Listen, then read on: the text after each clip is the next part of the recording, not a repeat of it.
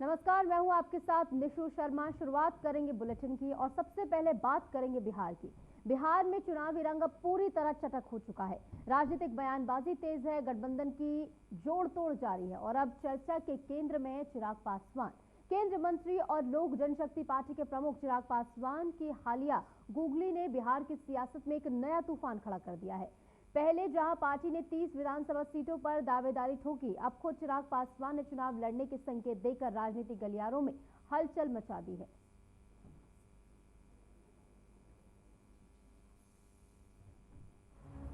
बिहार में इस साल होने वाले विधानसभा चुनाव को लेकर सबसे बड़े सवालों में से एक है, क्या केंद्रीय मंत्री और लोक जनशक्ति पार्टी के प्रमुख चिराग पासवान चुनावी मैदान में उतरेंगे? अगर उतरेंगे तो किस सीट से लड़ेंगे और क्या उन्हें मुख्यमंत्री का चेहरा बनाया जाएगा? ये सवाल सोशल मीडिया पर ही नहीं बल्कि राजनीतिक गलियारों में भी जोर शोर से चर्चा का विषय बना हुआ है। अब इस बीच चिराग पासवान ने अपनी स्थिति कुछ हद तक साफ की। उन्होंने कहा कि जो भी निर्णय उनकी पार्टी की ओर से आएगा वो उसका पूरे सम्मान करेंगे। साथ ही चुनावी सीट को लेकर भी उन्होंने मीडिया को बताया कि इस विषय पर अभी कोई अंतिम निर्णय नहीं हुआ और ये भी पार्टी की रणनीति के अनुसार तय किया जाएगा। देखिए, मैं पहले ही कह चुका हूं कि पार्टी की जो राय होगी उसको मैं जरूर उसका पालन करूंगा, बट फिलहाल अभी इस पे और चर्चा होनी बाकी है। चिराग पासवान ने बिहार की राजनीति पर अहम बयान दिया कि वे लंबे समय तक दिल्ली की राजनीति में खुद को नहीं देखते। कहा कि मैंने पहले भी कहा कि मैं खुद को राष्ट्रीय राजनीति में लंबे समय तक नहीं देखता। मैं राजनीति में सिर्फ बिहार और बिहारी लोगों के लिए आया था। मेरा जीवन हमेशा बिहारी फर्स्ट रहा है। मैं चाहता हूं कि बिहार समृद्ध हो और अन्य विकसित राज्यों के बराबर पहुंचे। आपको बता दें कि 3 बार सांसद बनने के बाद उन्होंने महसूस किया कि दिल्ली में बैठकर ये लक्ष्य हासिल करना मुश्किल है।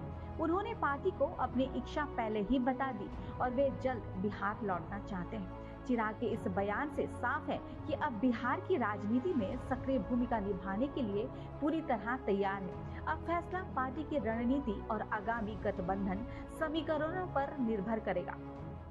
ये बात मैंने कही है कि मैं बहुत लंबे समय तक अपने आप को केंद्र की राजनीति में नहीं देखता हूं। मेरा राजनीति में आने का कारण ही बिहार और बिहारी रहे हैं।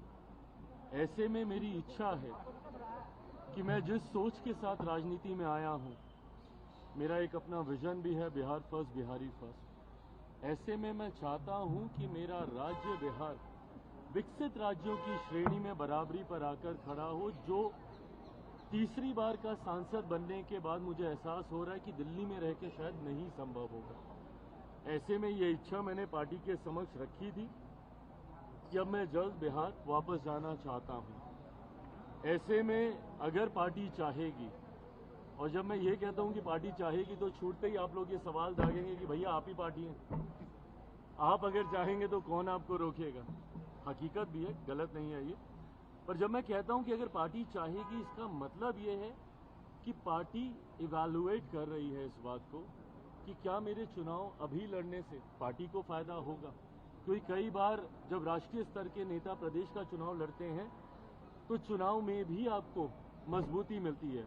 भारतीय जनता पार्टी ने कई बार इसका प्रयोग किया है जब उन्होंने अपने सांसदों को चुनाव में उतारा, जिसका उनको स्थानीय स्तर पर विधानसभा के चुनाव में फायदा हुआ, और ये होता है। तो अगर मेरे चुनाव लड़ने से मेरी पार्टी को मजबूती मिलती है, एज एन मेरा स्ट्राइक रेट बेटर होता है।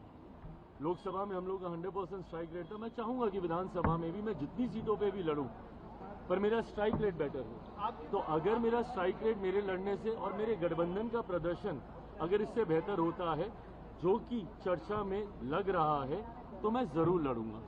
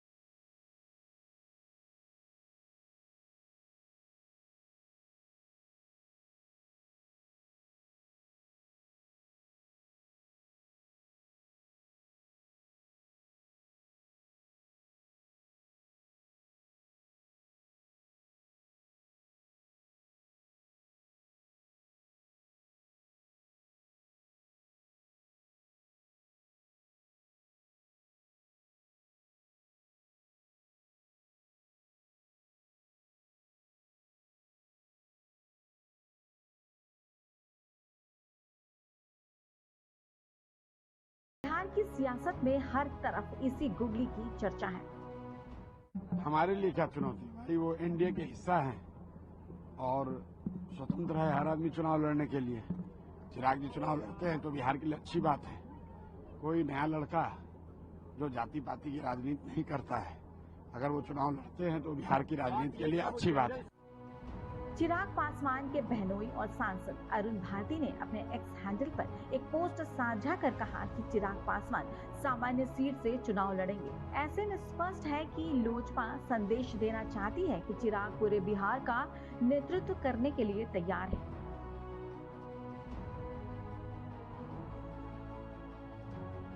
बिहार विधानसभा चुनाव की राजनीति अब और भी गर्म होती जा रही है। चिराग पासवान की सक्रियता ने सियासी गलियारों में नई ऊर्जा भर दी है। उनकी पार्टी की रणनीति और आगामी गठबंधन समीकरणों के हिसाब से ही ये तय होगा कि वे चुनाव मैदान में उतरेंगे या नहीं। लेकिन एक बात साफ है, चिराग पासवान बिहार की राजनीति में फिर से अपनी मौजूदगी दर्ज कराने को पूरी तरह तैयार है।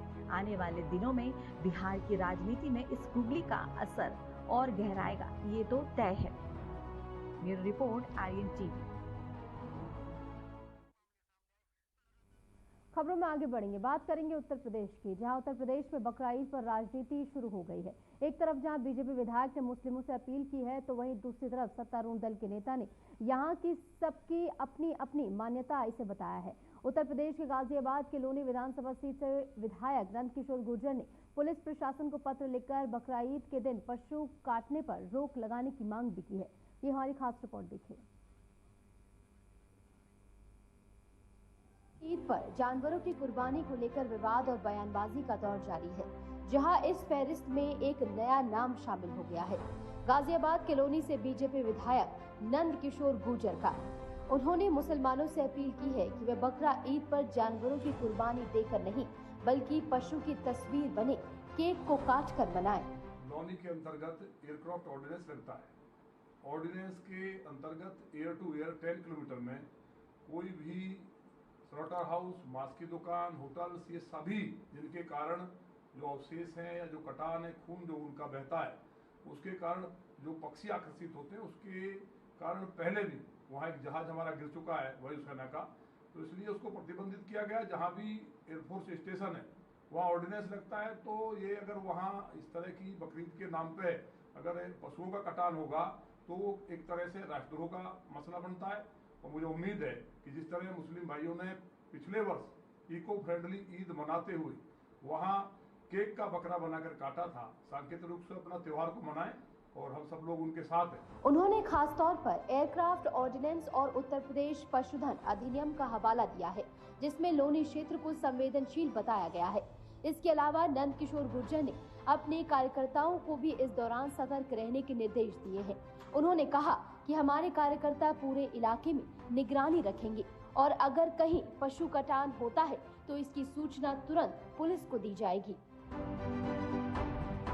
विधायक की इस अपील को लेकर इलाके में चर्चा तेज हो गई है। कुछ लोग इसे सांप्रदायिक तनाव बढ़ाने वाली बात मान रहे हैं, तो कुछ इसे कानून के दायरे में सही कदम बता रहे हैं। हालांकि विधायक का कहना है कि उनकी मंशा सिर्फ समाज में शांति बनाए रखने और कानून का पालन सुनिश्चित करने की है। यानी बकरी ईद पर कुर्बानी को लेकर एक बार फिर जुबानी तनातनी होने लगी है। हिंदू धर्मगुरु कह रहे हैं कि पर्व पर जीव हिंसा सही नहीं है, किसी भी तरह की हिंसा का विरोध होना चाहिए। तो मुस्लिम समुदाय की ओर से मजहब का हवाला दिया जा रहा है। इस बीच बागेश्वर धाम के पीठाधीश्वर पंडित धीरेन्द्र शास्त्री का बयान भी इसको लेकर सामने आया है, जहां उन्होंने कहा कि हम बलि प्रथा के पक्ष में नहीं है, ये निंदनीय है। अगर हम किसी को जीवित नहीं कर सकते तो मारने का अधिकार भी हमें नहीं है। जीव हिंसा किसी भी संप्रदाय में, किसी भी कल्चर में, किसी भी संस्कृति में, किसी भी मजहब में है, निश्चित रूप से वो निंदनीय है। वो किसी भी प्रकार से हो, हम बलि प्रथा के पक्ष में नहीं हैं। इस प्रकार से हम बकरीद के भी पक्ष में नहीं हैं। हम किसी को अगर जीवित नहीं कर सकते हैं तो मारने का अधिकार भी किसी को भी नहीं है। वहीं सुहेलदेव भारतीय समाज पार्टी के अध्यक्ष ओम प्रकाश राजभर ने कहा कि बकरी ईद पर बकरे की कुर्बानी होती है, उनकी परंपरा है, संविधान में व्यवस्था है। हम मुगलों के खिलाफ हैं, लेकिन संविधान के दायरे में रहकर संविधान में पूजा पाठ करने का अधिकार सबको दिया गया है। इस बीच ईद उल अजहा के मौके पर इस्लामिक सेंटर ऑफ इंडिया की तरफ से भी एडवाइजरी जारी की गई है। मौलाना खालिद रशीद फरंगी महली ने एक एडवाइजरी जारी की है। 7 जून को पूरे मुल्क में ईद उल अजहा का त्योहार मनाया जाएगा। उन्होंने मुस्लिम समाज के लोगों से अपील की है कि चिन्हित जगह पर ही कुर्बानी की रस्म अदा करें, पब्लिक प्लेस पर कुर्बानी ना करें, गली या सड़क किनारे कुर्बानी ना की जाए। साथ ही उन्होंने ये भी कहा कि कुर्बानी के वीडियो सोशल मीडिया पर अपलोड ना की जाए। साथ ही उन्होंने लोगों से अपील की है कि जानवरों के खून को नालियों में ना बहाया जाए, जानवरों के खून को कच्ची जमीन में दफन कर दे, जानवरों के वेस्ट को खुले में ना फेंके, कुर्बानी का एक हिस्सा गरीबों में तकसीम जरूर करें। और इस बीच आगामी बकरी ईद के त्योहार को शांति और सौहार्दपूर्ण ढंग से संपन्न कराने के उद्देश्य से प्रशासन भी अपनी तैयारियों में जुटा हुआ है। बकरी ईद के दौरान सुरक्षा व्यवस्था, साफ सफाई, यातायात प्रबंधन और आपसी समन्वय बनाए रखने जैसे महत्वपूर्ण विषयों पर केंद्रित बैठकें भी की जा रही हैं। Bureau report, Aryan TV. खबरों में आगे बढ़ेंगे। जब कभी महाभारत की बात होती है तो याद आता है धर्म, युद्ध, परिवार और सबसे जरूरी संघर्ष। पर आज जो संघर्ष है वो रथ, तीर कमान और श्री कृष्ण के सारथित्व वाला नहीं, बल्कि संघर्ष है सोशल मीडिया का। जहां कृष्ण है तेज प्रताप, अर्जुन है तेजस्वी और जयचंद के बारे में तेज प्रताप कहते हैं कि वो अंदर और बाहर हर जगह है। डिजिटल महाभारत पर पेश हमारी खास रिपोर्ट देखिए। सेना तो तुम ले सकते हो लेकिन कृष्ण को नहीं, ये कहा है तेज प्रताप यादव ने। जहां तेज प्रताप ने अपने इस इमोशनल कार्ड के साथ तेजस्वी को आशीर्वाद भी दिया है। रिलेशनशिप विवाद के बीच तेज प्रताप यादव ने सोशल मीडिया पर पोस्ट किया है और खुद को कृष्ण बताया है, जबकि तेजस्वी को अर्जुन बताकर आशीर्वाद दिया है। तेज प्रताप ने लिखा कि मेरे अर्जुन से मुझे अलग करने का सपना देखने वालों, तुम कभी अपनी साजिशों में सफल नहीं हो सकोगे। बता दें कि पिछले हफ्ते तेज प्रताप ने फेसबुक पर लड़की के साथ फोटो शेयर कर खुद को 12 साल से रिलेशनशिप में बताया था और लड़की का नाम था अनुष्का यादव। और फिर फोटो डिलीट किया गया और फिर ये बताया गया कि मेरा अकाउंट हैक हो गया था। फिर एआई से बदनाम करने का आरोप लगा, यानी टेक्नोलॉजी भी अब उनकी प्रेम कहानी के लिए साजिश का औजार बन चुकी है। तो वहीं आरजेडी सुप्रीमो लालू प्रसाद यादव के बड़े बेटे तेज प्रताप यादव अपने कथित प्यार के इजहार के चलते एक बार फिर सुर्खियों में आ गए। और उसके बाद हुआ ये कि उन्हें पार्टी से 6 साल के लिए लालू प्रसाद यादव ने निष्कासित कर दिया और महज पार्टी से ही नहीं बल्कि परिवार से भी उनको बाहर निकाल दिया गया। जहां रविवार को उन्होंने न सिर्फ रिश्तों में तनातनी, पारिवारिक दूरी पर चुप्पी तोड़ी, बल्कि कृष्ण अर्जुन वाली भूमिका से जुड़ा भावनात्मक पोस्ट भी किया। तेज प्रताप ने तेजस्वी को अर्जुन बताया और छोटे भाई कहकर आशीर्वाद भी दिया। तेज प्रताप ने एक्स पर महाभारत के कृष्ण अर्जुन संग्राम की एक फोटो शेयर करते हुए लिखा कि मेरे अर्जुन से मुझे अलग करने का सपना देखने वालों, तुम कभी सफल नहीं हो सकोगे। कृष्ण की सेना को तो ले सकते हो लेकिन खुद कृष्ण को नहीं। हर साजिश को जल्द बेनकाब करूंगा, बस मेरे भाई भरोसा रखना, मैं हर परिस्थिति में तुम्हारे साथ हूँ। फिलहाल दूर हूँ लेकिन मेरा आशीर्वाद हमेशा तुम्हारे साथ था और रहेगा। मेरे भाई मम्मी पापा का ख्याल रखना। जयचंद हर जगह है, अंदर भी और बाहर भी। आपको बता दें कि इससे पहले तेज प्रताप ने रविवार सुबह माता पिता लालू यादव और राबड़ी देवी के लिए भी एक इमोशनल पोस्ट किया था। इसमें लिखा था कि मेरे प्यारे मम्मी पापा, मेरी सारी दुनिया आप दोनों में ही समाई है। भगवान से बढ़कर है आप और आपका दिया कोई भी आदेश। आप है तो सब कुछ है मेरे पास। मुझे सिर्फ आपका विश्वास और प्यार चाहिए, न कि कुछ और। पापा आप नहीं होते तो ना ये पार्टी होती और ना मेरे साथ राजनीति करने वाले जयचंद जैसे लालची लोग होते। बस मम्मी पापा आप दोनों स्वस्थ और खुश रहे हमेशा। बता दें कि तेज प्रताप खुद को कई बार कृष्ण और छोटे भाई तेजस्वी यादव को अर्जुन कह चुके हैं। 4 साल पहले भी 2021 में जब दोनों भाइयों के बीच मतभेद की खबरें आई थी, तब भी तेज प्रताप ने तेजस्वी को मुकुट पहनाते हुए एक तस्वीर पोस्ट की थी और लिखा था कि चाहे जितना षड्यंत्र रचो, कृष्ण अर्जुन की जोड़ी को तोड़ नहीं पाओगे। उस समय भी तेज प्रताप तत्कालीन प्रदेश अध्यक्ष जगदानंद सिंह और रणनीतिकार संजय यादव से नाराज चल रहे थे। तेज प्रताप ने पोस्ट में लिखा था कि जो प्रवासी सलाहकार पार्टी चला रहा है वो अपने गांव में भी किसी को सरपंच नहीं बनवा सकता। वो मेरे अर्जुन को क्या मुख्यमंत्री बनाएगा। वो प्रवासी सलाहकार सिर्फ लालू परिवार और राजद में मतभेद पैदा कर सकता है। तेज प्रताप ने आरोप लगाया था कि संजय यादव के कारण हम दोनों भाई मिल नहीं पा रहे हैं। पिछले हफ्ते तेज प्रताप यादव ने फेसबुक पर जो पोस्ट किया उसके बाद से वो लगातार सुर्खियों का हिस्सा बने हुए हैं। और उसके बाद लालू का जो फैसला आया, जहां उन्होंने अपने एक्स पर पोस्ट में लिखा था कि निजी जीवन में नैतिक मूल्यों की अवहेलना करना हमारे सामाजिक न्याय के लिए सामूहिक संघर्ष को कमजोर करता है। ज्येष्ठ पुत्र की गतिविधि, लोक आचरण और गैर जिम्मेदाराना व्यवहार हमारे पारिवारिक मूल्यों और संस्कारों के अनुरूप नहीं है। ऐसी परिस्थितियों के चलते उसे पार्टी और परिवार से दूर करता हूँ। अब से पार्टी और परिवार में उसकी किसी भी प्रकार की कोई भी भूमिका नहीं रहेगी। उसे पार्टी से 6 साल के लिए निष्कासित किया जाता है। और इस फैसले के बाद लगातार तेज प्रताप यादव को लेकर प्रतिक्रियाएं सामने आ रही थी। और अब संशय इस बात को लेकर बना हुआ है कि क्या तेज प्रताप यादव कोई दूसरी पार्टी ज्वाइन करेंगे या फिर अपनी कोई नई पार्टी बनाएंगे। हालांकि जिस प्रकार के पोस्ट उनकी ओर से किए गए हैं उससे कुछ और ही भावनात्मक चीजें नजर आ रही हैं। लेकिन अब देखना बेहद दिलचस्प होगा कि आखिर बिहार की राजनीति में क्या उठापटक देखने को मिलती है। Bureau report, Aryan TV. और अब बात करेंगे कोविड की। कोविड-19 का कहर एक बार फिर से बढ़ता नजर आ रहा है। दुनिया भर में एक बार फिर कोरोना के मामलों में तेजी देखी जा रही है। भारत भी इससे अछूता नहीं है। हर रोज नए मरीज सामने आ रहे हैं और संक्रमितों की संख्या नए रिकॉर्ड बना रही है। ताजा आंकड़ों के मुताबिक देश में इस समय कोविड के एक्टिव मामलों की संख्या 3000 के पार पहुंच चुकी है। और सबसे चिंताजनक बात ये कि इस बार संक्रमण की रफ्तार काफी तेज है और कई राज्यों में कोविड से मौतें भी दर्ज की गई हैं। ये खास रिपोर्ट देखिए। कोरोना धीरे धीरे फिर से अपने कदम बढ़ा रहा है। देश में कोरोना मामलों की तादाद लगातार बढ़ रही है। केंद्रीय स्वास्थ्य मंत्रालय द्वारा जारी किए गए ताजा आंकड़ों के मुताबिक पिछले 24 घंटों में 203 नए मामले रिपोर्ट किए गए। अब तक कोरोना से कुल 28 लोगों की मौत हो चुकी है। वहीं मौजूदा वक्त में एक्टिव मामलों की संख्या बढ़कर 3961 तक पहुंच गई। बीते 24 घंटों के दौरान 2 और मरीजों की कोरोना संक्रमण से मौत हुई, एक कर्नाटक से और दूसरा केरल से। कहा जा रहा है कि दोनों ही मरीजों को पहले से अन्य स्वास्थ्य समस्याएं थी। हालांकि संक्रमितों की संख्या फिलहाल नियंत्रण में है, लेकिन एक्सपर्ट इसे शुरुआती चेतावनी मान रहे हैं। तो आइए नजर डालते हैं राज्य भर के आंकड़ों पर। महाराष्ट्र में सबसे ज्यादा एक्टिव केस दर्ज किए गए, जहां संक्रमितों की संख्या तेजी से बढ़ रही है। केरल, कर्नाटक और दिल्ली में भी केस बढ़ते हुए देखे जा रहे हैं। वहीं उत्तर प्रदेश, गुजरात और राजस्थान में भी हल्की बढ़त दर्ज की गई।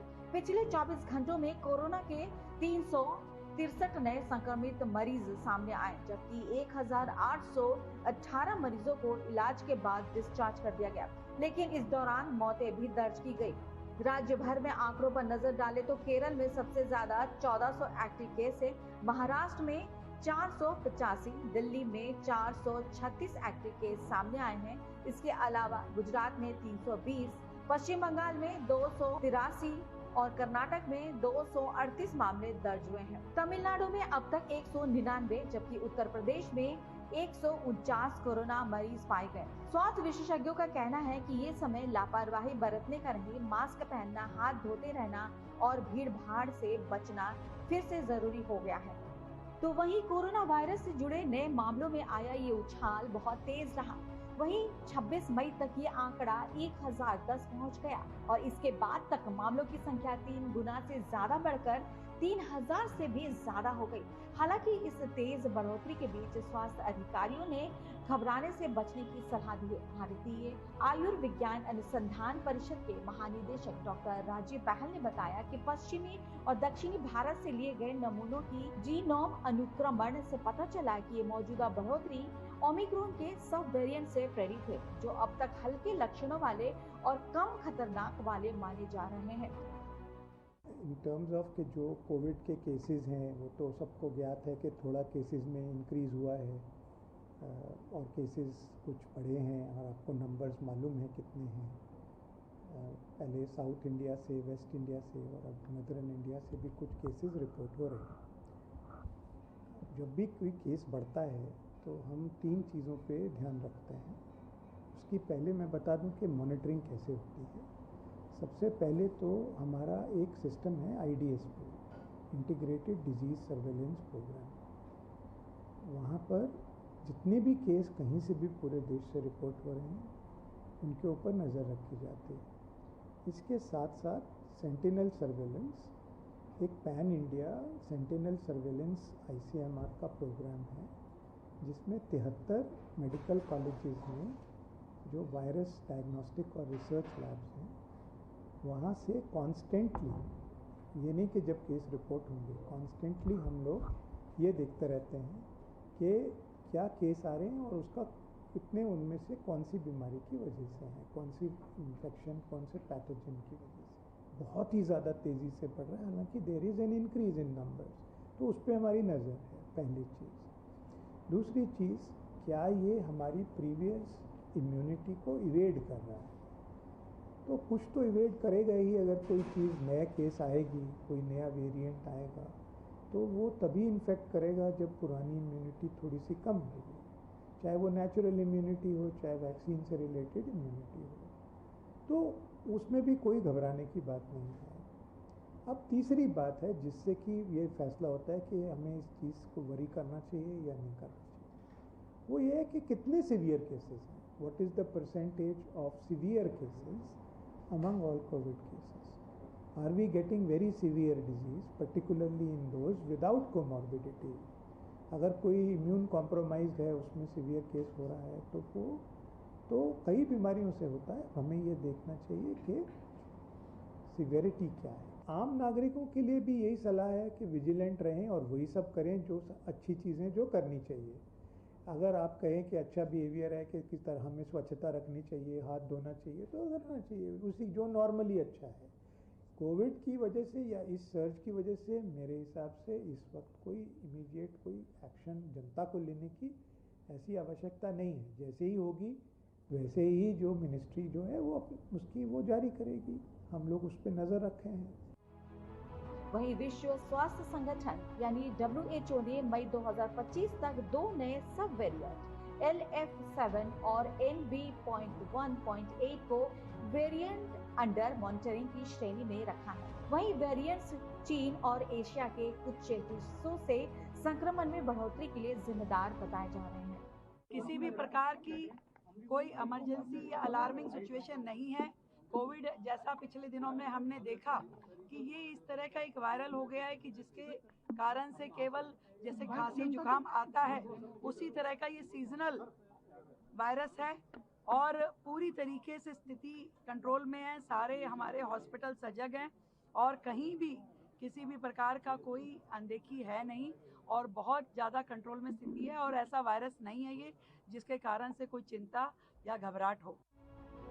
उत्तर प्रदेश में फिलहाल सबसे ज्यादा कोरोना केस नोएडा में ही दर्ज किए जा रहे हैं। लगातार बढ़ती संख्या ने स्वास्थ्य विभाग की चिंता जरूर बढ़ा दी है, लेकिन हालात अभी नियंत्रण में है। बढ़ते कोरोना के मामलों को देखते हुए सभी हॉस्पिटल में मॉक ड्रिल की तैयारी हो रही है। डॉक्टरों का कहना है कि अभी तक सामने आए केस हल्के लक्षणों वाले हैं, तो साफ है कि कोरोना का खतरा भले ही हल्का दिख रहा हो, लेकिन तेजी से बढ़ते मामलों को नजरअंदाज नहीं किया जा सकता। उत्तर प्रदेश में खासकर नोएडा जैसे इलाकों में मामलों में बढ़ोतरी दर्ज की जा रही है। बढ़ते कोरोना के मामलों को देखते हुए सभी हॉस्पिटल में मॉक ड्रिल की तैयारी हो रही है।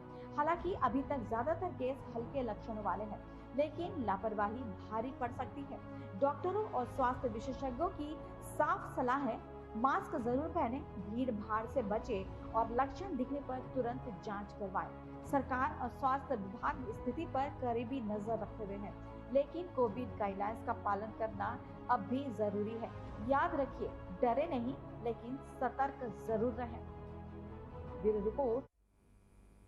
और फिलहाल के इस बुलेटिन में इतना ही। नमस्कार।